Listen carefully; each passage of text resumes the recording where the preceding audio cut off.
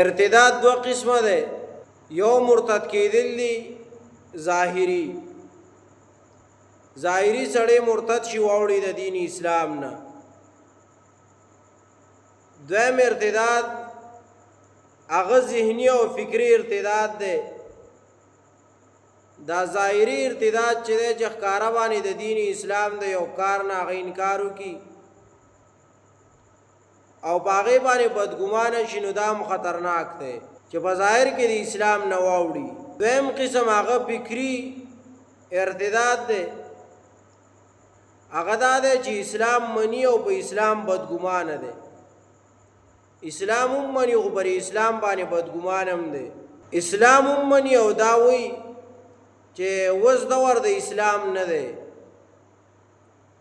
اسلام منی ایمان اشتی په دین باندې عمل برابر دی.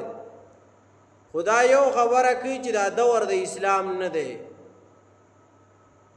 او دا وس دور د جمهوریت دی او دې دور کې اسلام ته ضرورت نشته. اسلام منی او بیا وایي چې اسلام د دې دور تقاضې نشي پوره کولای. دا کس اسلام هم مني خو دې دا وایي چې د اسلام د دې دور تقاضې نشي پوره کولای. یا دا کس وایي چې اسلام منم او اسلام باندې یم مسلمان یم، خو دا خبره کوي چې اسلام د دې دور سره فټ نه دی، برابر نه دی. دا فکری ارتداد دی. دا انګریز دا کوشش دی چې په مسلمانانو کې فکری ارتداد راولي، نو مسلمانان به د خپل لاس خراب کی. یو طرف ته هغه مسلمانانی چې هغه اسلام مکمل د ژوند نظام مني او وایي چې دا اسلام دا د ژوند د تیرولو دا قانون دی، دا نظام دی. او بل هغه چې هغه وایي اسلام د دې دور سره نه دی مطابق او اسلام د دې دور سره یو شان نه دی، مطابق نه دی. د دنیا سره چلیدل غواړي، د دنیا مقابله کول غواړي. نو دا به مسلمانان دوه ډلې شي او بیا به مسلمانان په یو بل باندې گزارونه کوي او مسلمانان به د یو بل سره جنگونه کوي. نو فکری ارتداد د ظاهري ارتداد نه ډېر خطرناک دی. ظاهر کې سړی مرتد شي، د اسلام نه واوړي،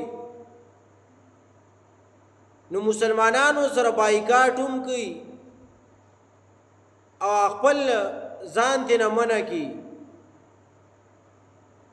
او دا موي داغه سره تعلق کټ کی او داغه کور والا داغه نه جدا کی او دا حکم واوري قاضي چې دی به د مسلمانانو په مقبره کې نشي خخوله. دا د ظاهري مرتد دی دومره نقصانات نشته، شتا خو ډیر نه دي. او دی بل د خلق چې ځان ته مسلمان وي او د اسلام د دې دور مطابق نه دی او د دې دور سره چلیدل غواړي او د دې دور تقاضې منل غواړي، نو دا بل ارتداد دی چې دا فکری ارتداد دی. او دې ته مسلمانان او زمون خلق په خپل ژبه کې تعلیم یافته وي.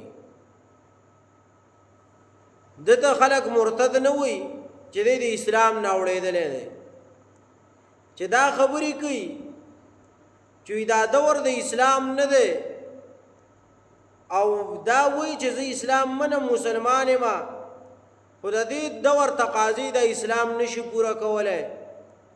یا وایي زه اسلام منم، مسلمان یم، خو دا اسلام درې دور سره فټ نه دی. نو دې خلکو ته خلق چې دی نو هغه تعلیم یافته او ایجوکیټډ وي او په ښه نظر ورته ګوري. دا ډېر خطرناک دی، دا ډېره خطرناکه نظریه ده.